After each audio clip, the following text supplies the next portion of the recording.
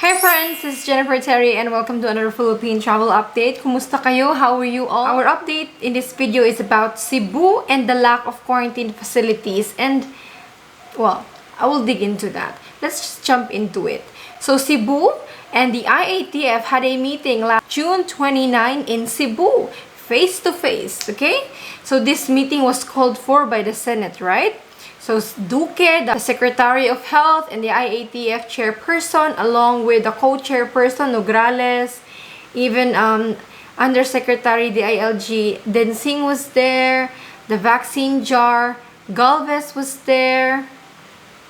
So it was attended by the key officials of the IATF, no, even their medical experts and the technical advisory. So with that meeting, the goal was to find a common ground on quarantine protocols for arriving passengers. Cebu wants 3 days in the hotel, while IATF policy states 10 days.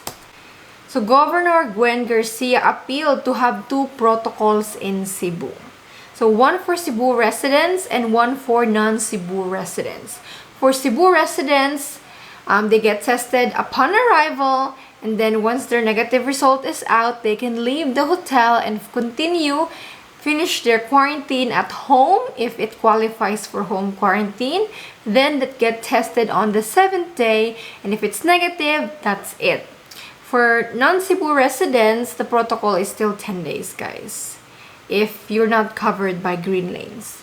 So, also Miss Gwen appealed to increase the travel cap in Cebu Airport. So, 1 month ago, 14 and 15, Cebu Airport had to close because they were all following the 10 days quarantine then, and they just ran out of quarantine rooms, so they had to close and then decrease the travel cap to 300. But since then, Cebu has increased its capacity. Its quarantine rooms is now over 3,000 po. So Governor Gwen is appealing to increase the travel cap because they have enough rooms.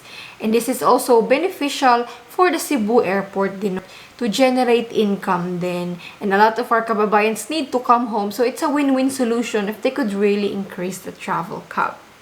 In Miss Gwen's speech, she said, "Then please allow us to do this for the Cebuanos. Allow us to take this responsibility into our hands. For we cannot govern with what ifs. We cannot possibly hope to achieve the welfare of our constituents when it's based on models and possibilities and assumptions." so Miss Gwen really, no, she is really good in expressing talaga, no, like, she just, parang kung siya nagsasalita, makikinig ka na lang, at agree ka na lang. But anyways, yung IATF po, their response to this, initially on that day, this has to be deliberated upon by the IATF in full, with, of course, our 55 or so experts, no?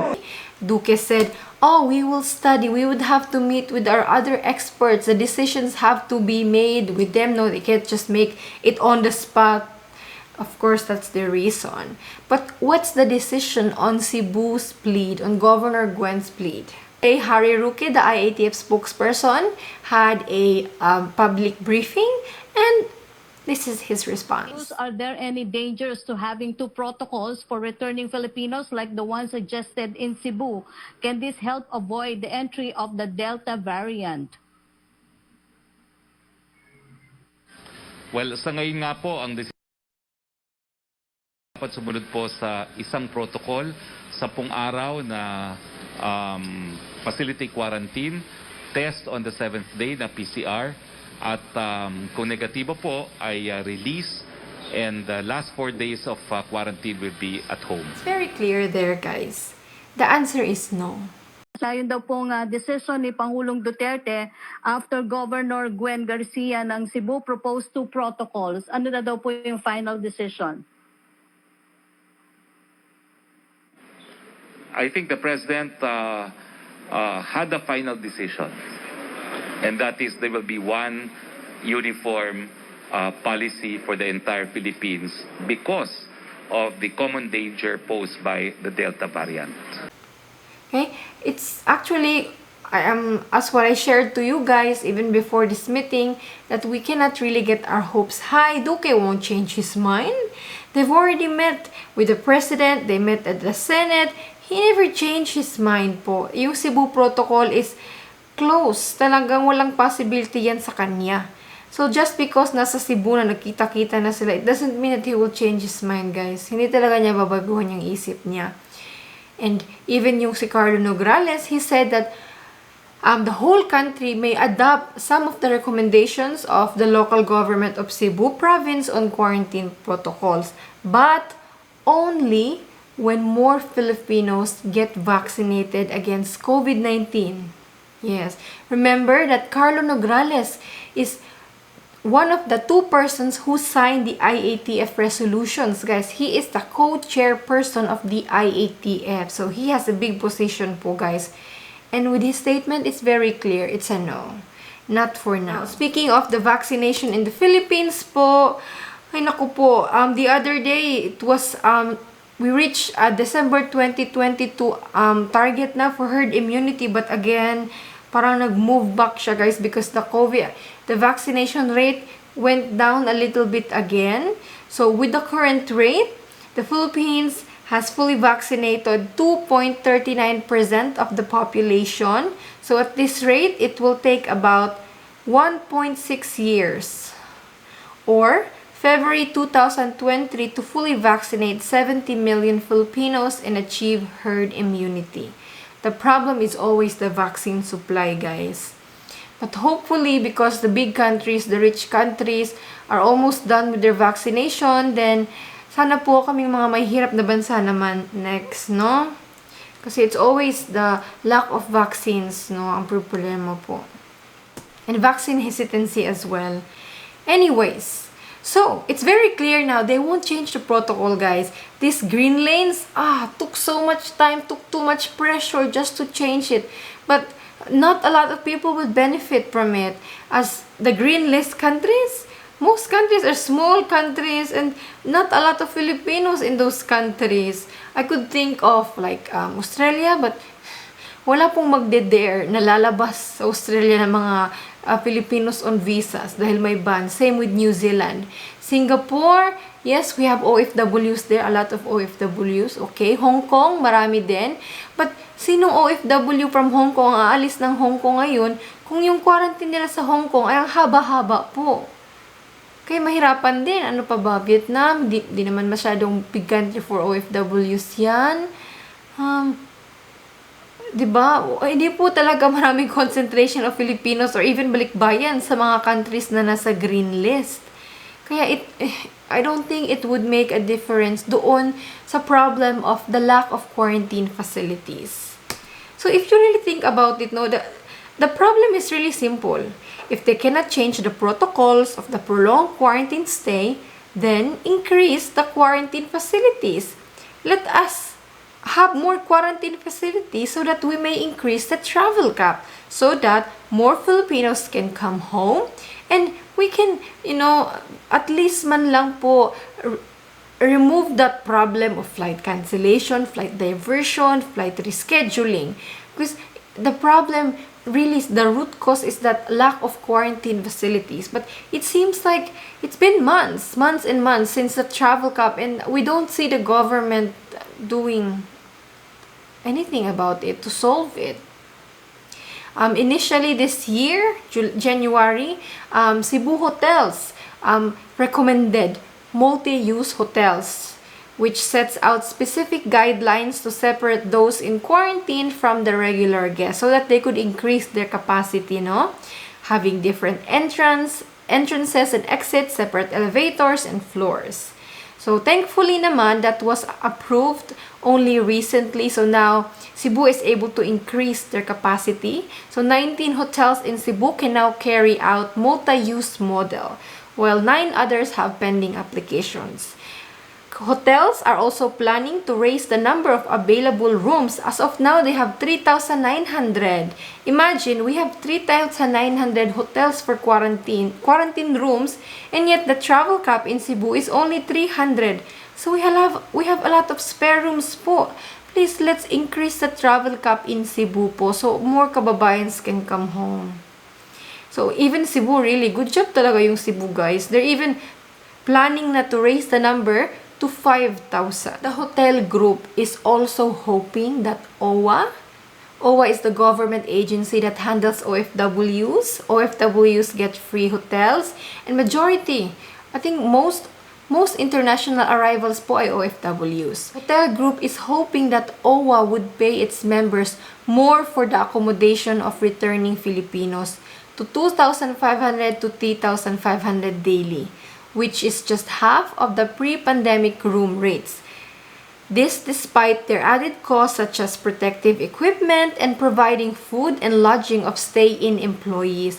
Yes po, yung mga nagtatrabaho sa quarantine hotels, they need to stay in po. They cannot work today in the quarantine hotel, in the afternoon, go home to their families.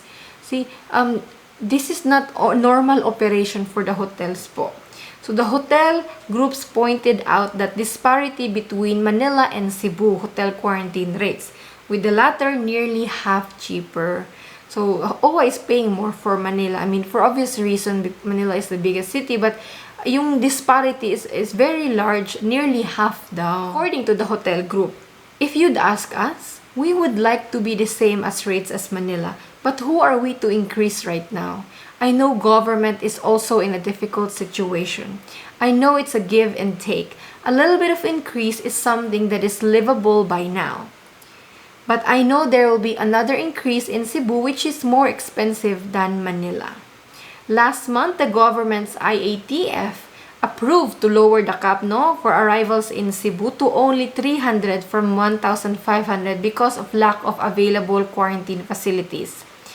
The hotel group said, listen to this guys, the hotel group said that a higher rate could encourage more owners to operate as a quarantine facility. So, yun yung problema, guys. Meron para mga hotels, pero ayaw nilang mag-quarantine facility. Kasi one of the reasons, of course, is mababa lang yung binabayad ng OWA po. And they have other expenses din. There was even an interview by the hotel group, that when hotels apply for quarantine facilities, they go through certification, they train their staff. Plus, they also have to be really careful, guys, because if magkaroon ng infection or an outbreak in their hotel, it could damage their name. One mistake, guys, it could damage the hotel's name. Kaya they really have to be careful, no? They said clearly, if you would like the hotels to help OWA with the incoming OFWs, please increase the rates because through this, you will have more arrivals. You will have more rooms available for them. And of course, before, they used to get a lot of complaints. What can you feed for 1,400 pesos? You can see overseas workers dislike the food. Because of that, they realize it is time for them to improve the rates. Totoo po yan. Kulang-kulang daw yung pagkain. Sa mga OFWs, talagang advice ng marami na magdala ng snacks po. Ito naman ay pinag-aaral pa ng OWA po. OWA is still studying the proposal of the hotel group to increase the capacity. But given the threat of the more infectious Delta variant, so guys, yung pag-increase ng hotel capacity, hindi lang yan issue ng kulang. Issue din yan doon sa risk ng Delta variant. See, the thing is, more international arrivals, more risks. Yan po yung nakikita ng DOH, ng government natin. The arrival cap is not just the volume of OFWs ng hotels, but also health protocols and situation. We have heard the DOH talk about the Delta variant. So, it's also a factor to determine the quota. Hindi lang po yan lack of quarantine facilities. Risk. More people nakakapasok, the more risk. Yan po yung... But tanong dyan, can they afford it? If they were to increase the rates for hotel, can OWA afford it? A week ago, OWA received a fraction of the approved 5.2 billion budget for the accommodation and transportation of OFWs. Attorney Hans Kakdak, OWA administrator, estimated that this budget will sustain the program until September. September lang ang budget.